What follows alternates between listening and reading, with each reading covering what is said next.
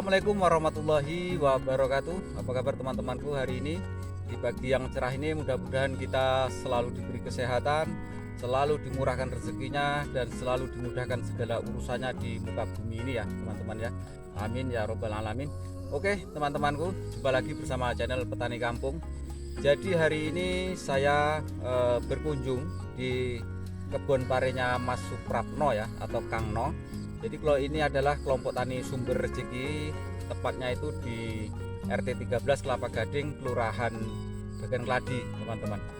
Jadi Kang No ini waktu itu 3 bulan yang lalu sempat viral ya, karena harga cabai mahal. Waktu itu beliau nanam cabai, setelah nanam cabai sekarang nanam pare gitu teman-teman. Jadi parenya tuh seperti ini ya. Ini target sekitar 4 hari lagi ini kita panen sebesar ini ya. Nah, ini besok kita panen besar ini, dan ini masih pentil ya, masih pentil masih anakan maksudnya teman-teman. Ini hari ini kita panen besar ini. Jadi kalau masalah pertanian yang ada di Kelurahan Bagan Keladi ini memang selalu didampingi oleh PPL ya teman-teman ya, karena bantuan dari pemerintah itu sangat banyak, seperti traktor, waktu nanam cabai itu juga dapat pupuk dan mulsa, bibit juga ya.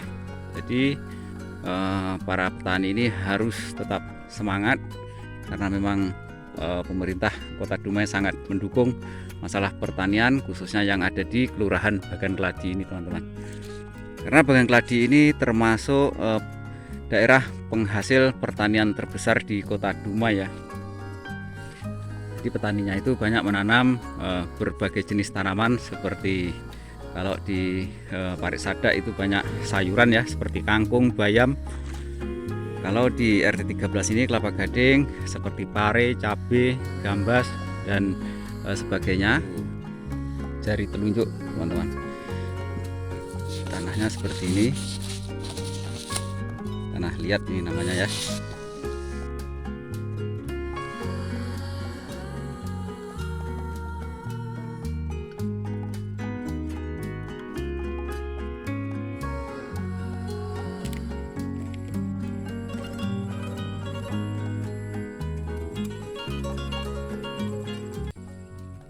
Jadi udah umur berapa hari ini mas semuanya mas? Umur udah sekitar 2 bulan lebih. 2 bulan ya, berarti 60 HST. Pupuknya kemarin pupuk kandang dari kotoran ayam atau sapi mas? Kotoran sapi. Di kotoran sapi sebanyak 76 goni. 76 goni Ya, dengan jumlah batangnya satu kotak berapa batang? 500-an. 500 batang teman-temanku. Jadi menggunakan pupuk kompos dari kotoran kambing. Nah, kayak kotoran sapi, teman-teman. Nah, pupuknya mas, pupuk dasarnya mas. Dasarnya campurnya ada juga pupuk kimia, pupuk NPK. Pupuk kimia, NPK ya, Ya, NPK Mutiara. anu tawon. Oh, NPK Tawon. Habis berapa kilo mas? Taburnya habis 20 kilo nih mas. Habis 20 kilo. Jadi pengolahan awal sebelum ditutup mulsa ya mas ya. Iya. Nah, setelah ditutup mulsa, ditanam bibitnya umur berapa hari dikocor? Setelah tanam 1 minggu kan. Setiap minggu? 1 minggu setelah tanam dikocor. 1 minggu setelah tanam dikocor. Ya, Berarti setiap minggu dikocor sampai Ya. saat ini. ya. Nah, Setiap minggu sekali dikocor. seminggu sekali dikocor. Saat ini umurnya 60 hari setelah tanam teman-teman. Pengocorannya itu pakai kotoran tai ayam rendaman, Oh, rendaman tai ayam ya, kotoran ayam teman-teman. dicampuri NPK sama KCL. Cam- Cantik. Campur NPK, KCL, Cantik. pupuk cantik, diaduk jadi satu, Iya. lalu dikocorkan seminggu sekali. Oh iya. Terus apa penanganan hama nih yang paling penting nih? Hama ini biasanya ya nggak mahal-mahal kajinya, paling ya untuk pengendalian hama lalat buah ini pakai Alika aja nih. Pakai Alika ya. Ya, Penanganan lalat buah menggunakan racun Alika. Itu cara pemakaiannya Mas, berapa hari sekali penyemprotannya? Seminggu 2 kali itu. Seminggu 2 kali. Ya. Oh, seminggu 2 kali, teman-teman.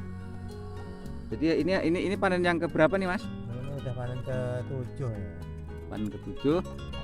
Dapatnya Ini paling nanti kita 120-an dapat. 120 Ya. kilo. Ya lumayan lah, alhamdulillah ya. Oke teman-temanku, ini adalah Ibu Halimah ya selaku PPL kecamatan, dan Ibu Tuti selaku PPL Kelurahan Bangkeladi sudah hadir di perkebunan Kang No ya. Jadi kita akan sedikit bertanya sama Ibu PPL ini atau Ibu Halimah mengenai tanaman pare ini ya, kira-kira sudah maksimal atau belum hasilnya.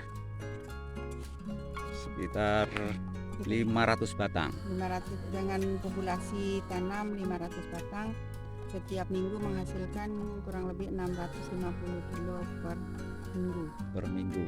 Kira-kira itu udah maksimal Bu ya? Kalau dalam standar SOP-nya belum maksimal. Belum maksimal ya. Masih perlu ditingkatkan lagi tentang pemeliharaannya, baik dari hama dan penyakitnya. Mungkin kalau dilihat dari kondisi sekarang masih aman dalam POPT-nya. Jadi harapan ke depan apa Bu?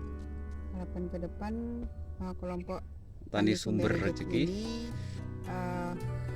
untuk menanam, peningkatan luas lahan, dan untuk peningkatan produksi dan pergiliran tanaman untuk menetralkan siklus tanaman siklus hama yang ada di lapangan. Karena kalau kita menanam terus menerus komoditi yang sama, jadi siklus hamanya itu tidak akan istilahnya putus. Jadi dengan pergiliran tanaman untuk memutuskan siklus hama yang ada pada lahan tersebut. Ya, disambung dengan Ibu Tuti, Ibu selaku penyuluh PPL di Kelurahan Bangkeladi, dengan rutinitas dia mendampingi petani, dan kami hanya selaku koordinatornya karena membawahi 4 kecamatan itu kelurahan 4 kelurahan STDI, Pangkalan Selesai, Purnama, dan Bangkeladi. Dan yang lebih berpotensi yang sering ke lokasi itu Ibu Tuti Mulyani selaku penyuluh di Kelurahan Bangkeladi dan STDI. Silakan Ibu Tuti. Silakan Ibu Tuti, kepada petani. apa motivasinya Bu untuk petani Kelurahan Bangkeladi, khususnya kelompok Tani Sumber Rezeki ini ya? Terima kasih, mungkin tidak banyak saya sampaikan untuk hari ini. Mungkin saya harapkan dari kelompok Tani Sumber Rezeki, kendala di sini masalah lahan ya Pak. Mungkin lahan kita yang terbatas, terus statusnya juga masih menumpang, tidak dengan pengalaman petani yang mungkin tidak cukup hanya dari penyuluh saja yang diperoleh ilmunya, mungkin juga zaman sekarang udah dari Android, dari YouTube, semua pengalaman dari media sosial sudah cukup bagus. Mungkin dari saya cuma itu yang bisa saya kasih sedikit keterangannya. Oke Bu, terima kasih atas perhatiannya ya kepada para petani Bangkeladi, khususnya kelompok Tani Sumber Rezeki. Teman-temanku, mudah-mudahan informasi ini bermanfaat bagi kita semua dan menjadi motivasi bagi para petani yang ada di Kota Dumai, khususnya di Kelurahan Bangkeladi. Salam dari channel Petani Kampung. Assalamualaikum warahmatullahi wabarakatuh.